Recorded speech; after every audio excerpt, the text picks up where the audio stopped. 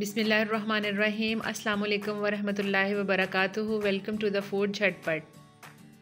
सर्दियों में मकई की रोटी और सरसों का साग हम बचपन से देखते आए हैं। शादी से पहले अम्मी जान, अल्लाह ताला उनको सेहत और तंदुरुस्ती दे, और शादी के बाद खाला जान जो कि सास मोहतरम भी थी, अल्लाह ताला उनकी मग़फ़रत करे, आमीन, वैसे बनाना शुरू कर दिया। आइए आपके साथ वो देसी और असली तरीका शेयर करती हूँ। वीडियो को एंड तक देखिएगा। हम साग को काटेंगे, धोएंगे, पकाएंगे और घोटेंगे, और एंड में हम साग को तड़का लगाएंगे और शानदार सी मक्की की रोटी के साथ सर्व करेंगे। कंप्लीट टिप्स एंड ट्रिक्स के साथ रेसिपी शेयर करूँगी। मेरी रेसिपी ज़्यादातर बिगिनर्स बच्चियों के लिए है, जिसमें मेरी अपनी बेटी भी शामिल है। उनको इतने आसान तरीके से बताना कि उनको साग पकाना मुश्किल ना लगे। आइए रेसिपी स्टार्ट करते हैं। सरसों का साग हर घर में मुख्तलिफ तरीके से पकाया जाता है। आज हम बात करेंगे मेरे घर में सरसों का साग कैसे पकता है। सरसों का फ्रेश गंदलों का साग ख़रीद लेंगे। मैंने साग लिया है 4 kg, 4 किलो साग लिया है, और बाकी तमाम चीज़ें भी ले ली हैं। खुली जगह पर बैठ के इसको रेडी कर लें और काट लें, फिर एंड में धो लीजिएगा। जैसे कि मैंने साग लिया 4 किलो और पालक ली है मैंने 3 किलो, और जब इसकी सफाई करेंगे तो ये तकरीबन 2 kg तक रह जाएगी, 2 किलो रह जाएगी। और ये मैंने ली है मेथी। मेथी बहुत अच्छी लगती है, ग्रीन मेथी अवेलेबल हो ज़रूर लेनी चाहिए।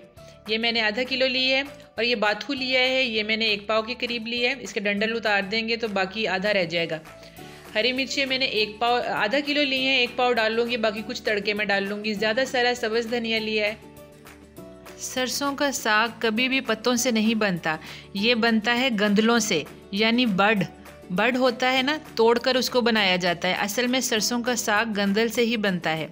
सॉफ्ट जो स्टेम होती है ना उसको तोड़ देना चाहिए। बाकी गंदल जो बची है उसके रेशों को छील लेना चाहिए। अगर रेशे सख्त हों तो सारे छील लेने चाहिए गुलाई में, अगर सॉफ्ट हों तो रहने देने चाहिए। पत्ते बड़े बड़े हों तो उतार लें, सॉफ्ट पत्ते छोटे साइज़ के रहने दें।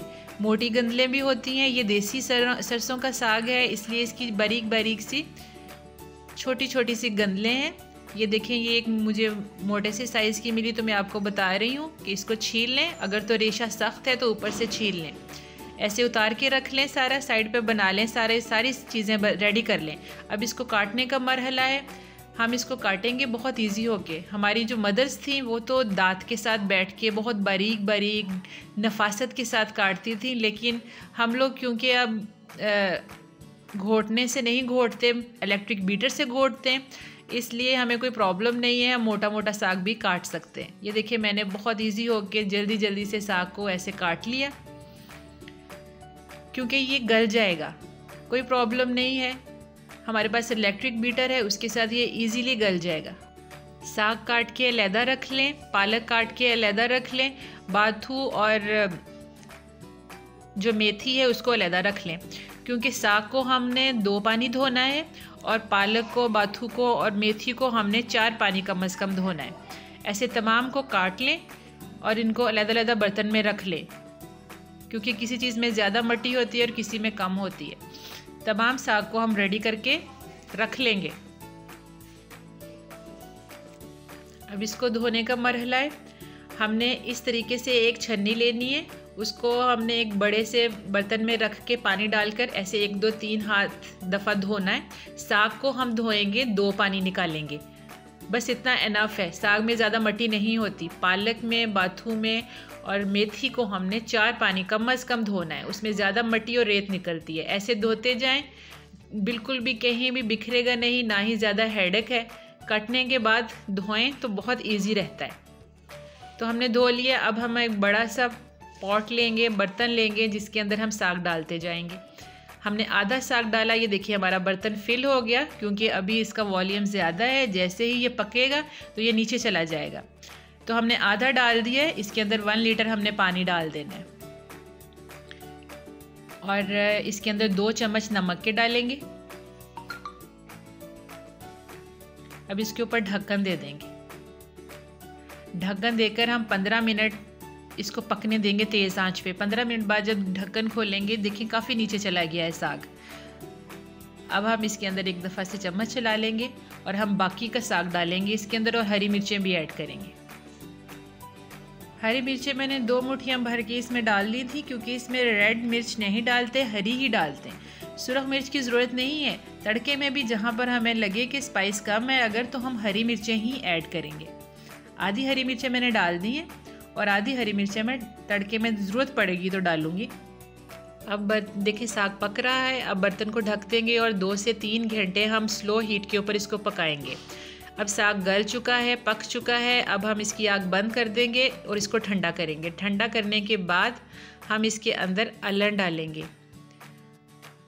हम अलन कहते हैं, इसके अंदर आटा डालते हैं। कुछ लोग गंदम का आटा डालते हैं, कुछ लोग मकई का आटा भी डालते हैं, कुछ लोग बेसन भी ऐड करते हैं, लेकिन हम गंदम का आटा डालते हैं। इसके पीछे क्या रीज़न है, मुख्तलिफ़ लोग मुख्तलिफ़ बातें करते हैं कि ये इसलिए डलता है कि जो इसके अंदर मॉइस्चर है वो ख़त्म हो जाए, और कुछ कहते हैं कि इसमें जो घास जैसा टेस्ट होता है ना, क्योंकि ये सब ग्रीनरी है, तो उसको ख़त्म करने के लिए हम इसमें ये आटा ऐड करते हैं या अलन ऐड करते हैं। तो जो भी रीज़न है, इसके बग़ैर साग का कोई टेस्ट नहीं है। मैंने देखा है मुख्तलिफ़ लोगों को कि वो अलन नहीं यूज़ करते, तो इसका मतलब है वो साग, उन्हें पता ही नहीं है कि साग का रियल टेस्ट क्या है। अलन के बग़ैर साग नहीं होता।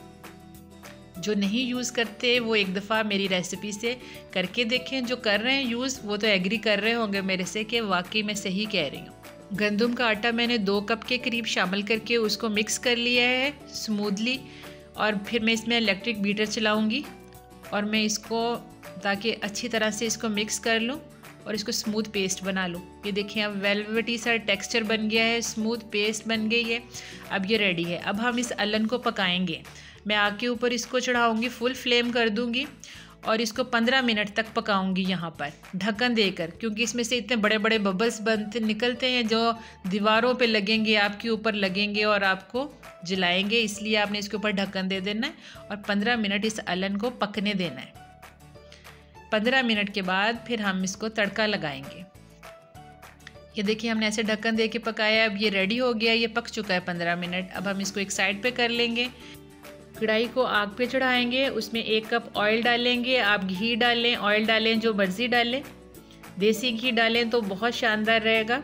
ये कुछ तड़के का सामान है, हमने रेडी करके रखा है।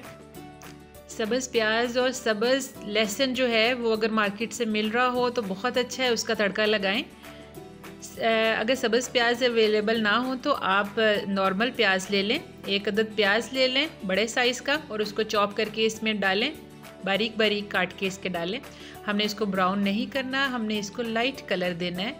हल्की हीट पर इसको पकाएं। देखिए ये कितना अच्छा पक रहा है और कितना प्यारा कलर हो गया है। अब इसमें लहसुन अदरक डालेंगे 2 टेबलस्पून। अदरक की मिकदार ज़्यादा है इसमें और लहसुन की कम, क्योंकि मैंने लहसुन तड़के में भी यूज़ किया है, ग्रीन लहसुन। अब हम इसको फ्राई करेंगे 1 से 1.5 मिनट तक, तो अच्छा फ्राई करेंगे ताकि इसकी भीनी भीनी सी खुशबू आना शुरू हो जाए। इसकी अदरक की स्मेल, खुशबू से पूरा घर महक जाता है और एक ख़ास किस्म का साग के अंदर जायका आता है, वो अमेजिंग होता है। अब साग जो है हमने ग्राइंड किया हुआ वो सारा इसके अंदर शामिल कर देंगे। टेक्सचर चेक करें आप साग का, माशाल्लाह से कितना अच्छा स्मूथ, वेलवेटी, सॉफ्ट। ये कभी अलन के बगैर पॉसिबल ही नहीं है। जो अलन के बगैर बनाते हैं साग, वो उन्हें पता ही नहीं है कि साग क्या होता है। अच्छी तरह इसको मिक्स कर लें। ऑयल में अच्छी तरह मिक्स करने के बाद आप इसके ऊपर ज़्यादा सारा धनिया डालें और हरी मिर्चें डालें। साग को हमने थोड़ा सा नरम रखा है क्योंकि ये ठंडा होने के बाद और पकने के बाद गाढ़ा हो जाएगा, इसलिए पहले से ही आप गाढ़ा ना रख लीजिएगा, फिर मसला हो जाएगा, पानी डालना पड़ेगा आपको एंड में। अब ये ज़्यादा सारा धनिया और हरी मिर्चें डालें। आप इसका नमक भी चेक कर लें इस मौके पर और मिर्च का लेवल भी चेक कर लें। अगर कम लगे उतनी ही मिर्चें हरी डालें और इसको ढक्कन देकर तकरीबन आधा घंटा पकाएं। इसमें बबल्स बनेंगे, ये पकेगा, तमाम फ्लेवर्स यकजान हो जाएंगे और फिर आप इसको आधे घंटे के बाद ढक्कन उठाएंगे तो देखें कि ऑयल, इसका अपना ऑयल ही ऊपर आ गया है और ये फाइन सा तड़का रेडी है। अब इसके ऊपर देसी घी डाल सकते हैं, टॉप पे मक्खन डालें, देसी घी डालें और इसको मकई की रोटियों के साथ सर्व करें। मकई की रोटी बनाना भी सबके बस की बात नहीं है, ये सबको मुश्किल लगता है, लेकिन मैं आपके साथ बहुत ही आसान रेसिपी शेयर करूंगी जो झटपट रेडी हो जाएगी।